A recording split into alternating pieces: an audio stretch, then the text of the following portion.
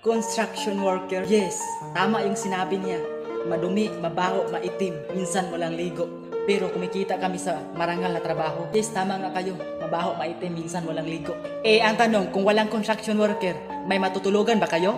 May maganda mang paaralan at daanan at mga building at gusali?